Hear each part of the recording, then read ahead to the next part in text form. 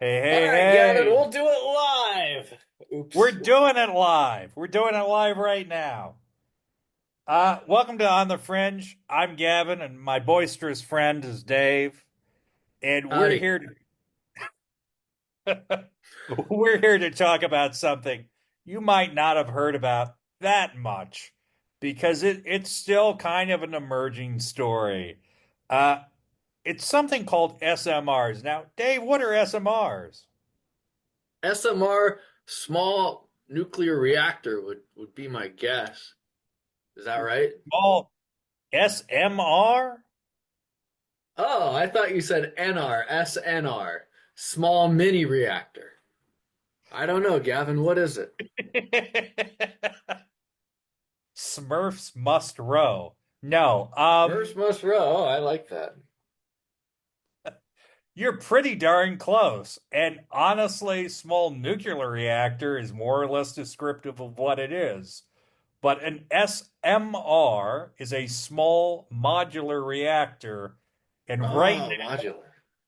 modular. And that's all anyone in the energy industry is talking about. It's a big, big deal, particularly if you're involved in nuclear energy. Now, Dave, why would people be so interested in these tiny little reactors? Well, we just did a podcast episode about AI, using AI a couple weeks ago to plan a trip, and then we did one about the minerals used in AI's development going on in Congo right now. There's a lot of stuff going on over there. But you need to have something that powers AI primarily to power up the data centers that AI uses. And it's very, very important to have a good, stable source of energy that produces a lot of energy because these data centers need approximately 1 gigawatt of energy to run. It's a ton of energy. Excuse me, 200 megawatts, more than 1 gigawatt. But it's enough energy basically to power around 200,000 homes. So it's a ton of energy needed to actually power one of these things. And as AI is used more and more by companies and by us in our daily lives, we're going to need to have a very strong, robust source of energy so AI actually works. And it's not like going back into 1998 or 1999 when you're logging on to dial up internet and you try to get on and you ask a query to, I don't know, Ask Jeeves or Yahoo, and it spits out something that isn't really what you're looking for. I was going to try to do the dial tone, Dave, and then I'm like, I don't think I Mm-hmm. can do the dial tone. I think, I can't either. I haven't heard that in so long. I think I've heard it more recently than most people because when I was living in Ethiopia, you would still get the dial tone. You would have to use a widget to log on, and you would hear that ominous noise. But yeah, that would the land you're describing sounds like no fun. So for a variety of reasons. So people are trying to find ways of coming up with these fantastic amounts of energy. And they're also trying to find ways of doing it without completely trashing the environment. And also, as oil and coal reserves run out, it might not be the most reliable source of energy, and it's certainly not the most fuel efficient. So people are looking to alternative sources of energy, particularly nuclear power. And the small modular reactor model is essentially a way of creating a nuclear power plant the size of a shipping container. A very small, self-contained, even theoretically autonomously controlled units that produce just enough power for whatever the project may be, whether it's an AI data center or a major mining operation, or even ironically, an oil rig. The idea is that you'll have hundreds of miniature nuclear reactors that you can essentially drop into place and replace or replenish every couple of years when they run out of fuel. Uh, Dave, just off the top of your head, what are some of the massive implications from this project? Well, I look at this and go, you're going to have people, if this project actually comes to fruition, you're going to have companies that are able to have their own sources of energy. So these companies won't even need to connect to the power grid. Say, okay, we have developed our own nuclear reactor and we're going to use it to power up, say, a ship, or we're going to use it to power up an office building, or even have something terrible where, like, a terrorist group says we're going to have one of these to power up our training camp. So there are tons of implications where this can be used for good and for bad. And there's not really a lot of regulations out there because this is still a very brand new and developing technology.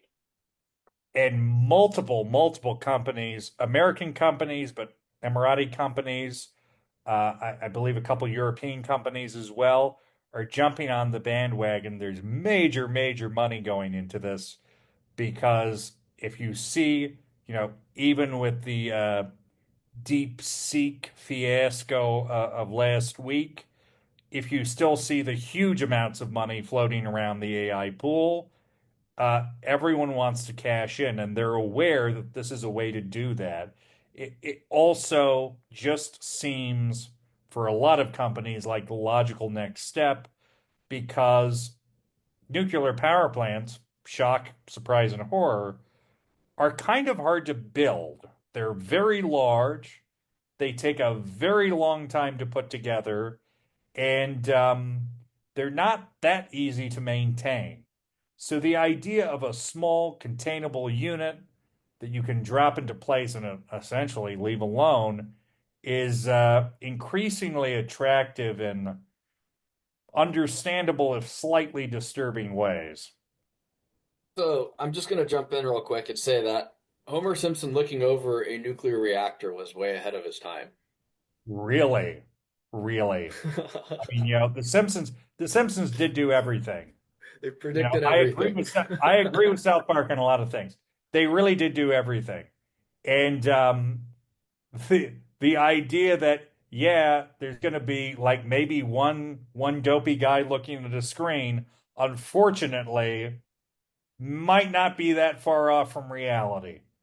Uh, of course, the irony is what's probably going to happen, what's kind of scary too, is as these things are built and developed, and with the amount of money and the amount of companies that have been formed, they are going to happen at some point. I would say in the next 5 to 10 years, you're going to see these on the commercial market.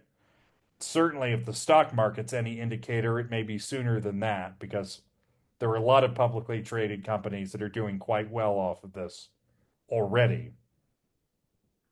Uh, you will see AI monitored nuclear reactors powering AI, which Boom. has some interesting Pin drop. implications. Yeah, interesting implications there. So we're definitely, I mean, when I first read about this, Dave, I felt like a guy in the 1890s reading about a light bulb.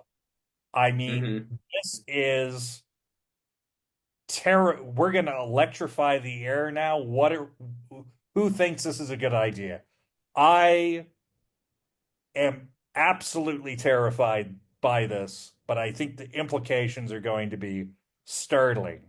One of the other implications is the fight for uranium is about to get very real indeed. Because, Most definitely. yeah, because you are still going to need fuel, and uranium supplies are common, but they're not that common. And I suspect Kazakhstan, Namibia, Canada already kind of in the crosshairs. These countries are going to become much more geopolitically visible. Congo as well, all have major uranium reserves.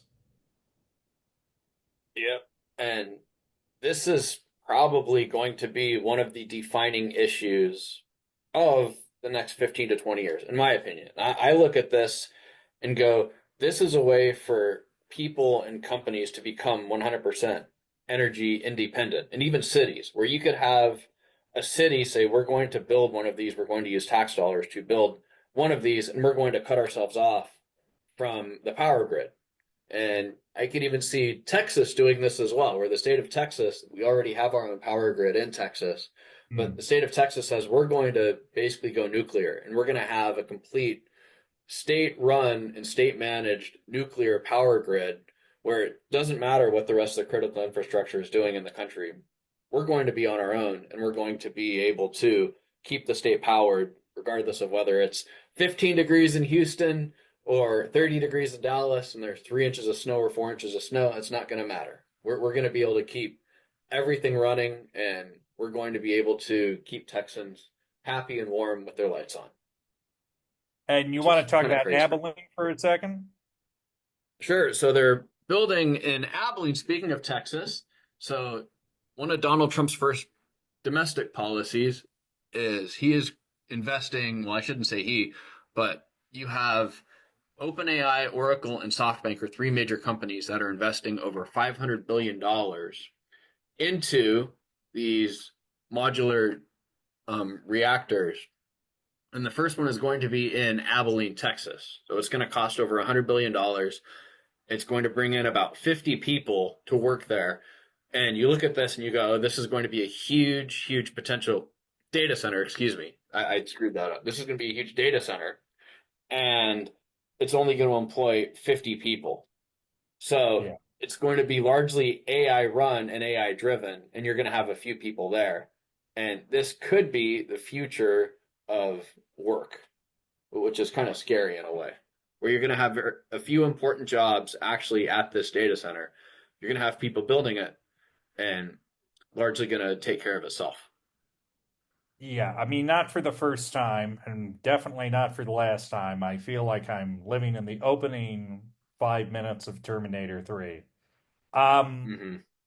so yeah, I mean, and it's also, I think it's politically quite risky because again, if you're interested in job creation, I'm sorry, SMRs and AI is not leading you towards job creation.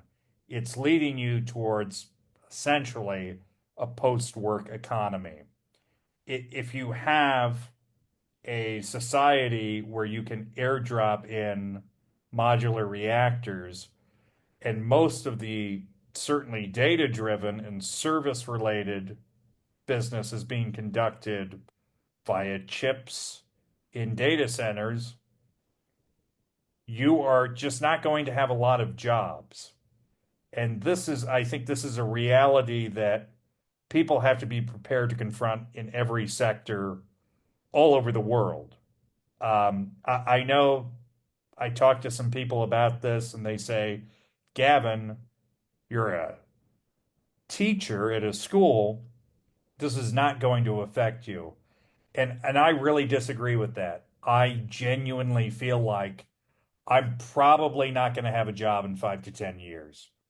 I just feel like the way things are going, not just blue collar jobs, but you know, jobs that require degrees, jobs that are more about talking and instruction, that will be replaced by language learning models, I suspect. I think Mm-hmm. there will still be human tutor jobs for a privileged few, but I think public education systems, maybe not universally, but certainly in a couple countries, will move to an AI dominated model, making a lot of jobs obsolete. And if you're in the world of public policy, if you're thinking about the future, you have to think about the long term ramifications of what this means. And I think no one can really comprehend how dramatic this shift is. Mm-hmm. Well, I look at this too and go, jobs that are going to be primarily available if this does become more commonplace. You learn how to repair and fix the either AI computers or the database or whatever it's using, or you do construction and you actually build these, but those jobs are probably going to be more AI or even 3D printed where you don't need a huge team of people to put these together. Everything's going to be streamlined, and your job is going to be largely taken away if you're doing anything related to accounting or you're doing anything process related. Yeah. So you're going to be stuck with something on the human to human front. And we've already gone to telemedicine.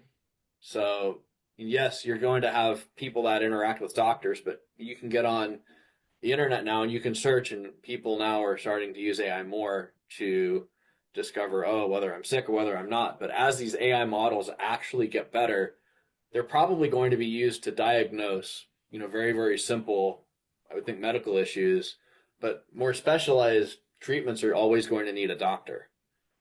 So you're going to be, Yeah, unless I you're a mean, specialist. again, I think I kind of disagree with that. I think, yeah, in a world where people are treated equally and fairly, I would agree with you, but that's not the world that I live in.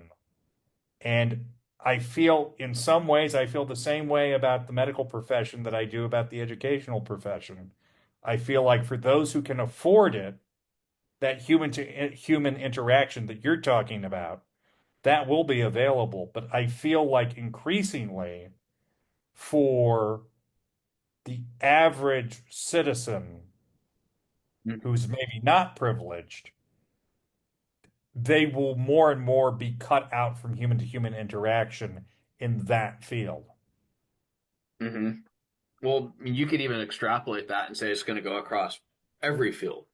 Yeah. And And I you, believe that. I really do.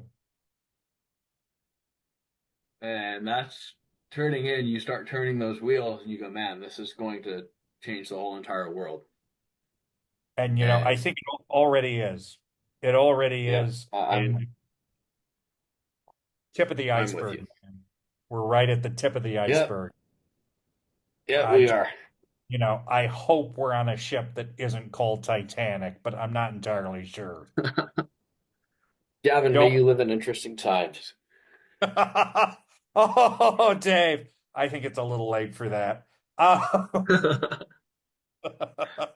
Just don't push me off the lifeboat, Dave. That's all I ask. Uh, We went off the rails there kind of at the end. And thank you guys very much for listening. We're going to go ahead and wrap this episode up. So, if you awesome. have it or you want to hear more of our banter or more of our wit and analysis, please like, Our earthy comment. wit. Yes, yes. Like, comment, and subscribe. Pass the word on to other people. And we sincerely appreciate you guys checking in with us on the Fringe. Take care. Hi, I'm Gavin, And I'm Dave. and you're on the fringe. Come along with us for a ride on a podcast where we talk about an area or a thing going on in the world that needs more attention, just like you do. Let's go. On the fringe. Here we go.